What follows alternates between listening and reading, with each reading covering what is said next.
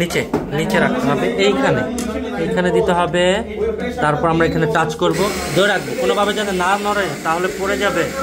এবার আস্তে করে অল্প করে উঠাই, এখানে রাখি, ডিস্ট্রিবিউট করি, ডান হাত দিয়ে ধরি, বাম হাত দিয়ে এটা করি। হ্যাঁ, ডিস্ট্রিবিউট করি, ফাইন, ভেরি গুড। এরপর ট্যাম্প করো একটা, মানে প্রেস করো। 14 কেজির মতন একটা চাপ দিতে পারো, 15 কেজির মতন দিতে পারো, দাও, চাপ দাও একটা। ওকে, উঠায় ফেলো।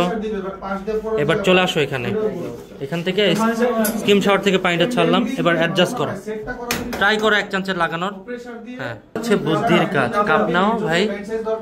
এবার কি করবো, এসপ্রেসো এক্সট্রাকশন করছি। কত সেকেন্ডে পর একটা এসপ্রেসো? 15 সেকেন্ডে না, 25 থেকে 30 সেকেন্ডের মধ্যে পড়তে হবে। হ্যাঁ, ওকে। আমরা এখন এটাকে স্টিম করছি বা মিল্ক ফ্লোটিং করছি, একটু খেয়াল রাখবা। এই দিকে যান, তাকে ছাড়ো, একটু ভিতরে দাও, ছাড়ো, ধরে রাখতে হবে। হ্যাঁ,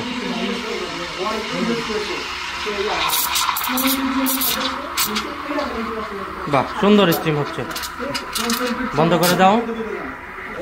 বাহ বাহ, সুন্দর হয়েছে। মুছে দিলাম, জীবন ছেড়ে দিলাম। এরপর ট্যাপ করো, ট্যাপ জোরে বাড়ি দাও, 2-3টা। এইবার হচ্ছে দাও, কাপটা একটু বাঁকা করো। হ্যাঁ, দাও, কফির মধ্যে, সুন্দর। হ্যাঁ, দাও, এবার দাও, ধাক্কা দাও জোরে। কাপ সোজা, সামনে আসো, টান দাও। হ্যাঁ, সেরা। তো আজকের বিজয় তুমি, যাও, কারণ তোমার হচ্ছে প্রথমবারের মতন হার্ট খুব ভালো পড়ছে।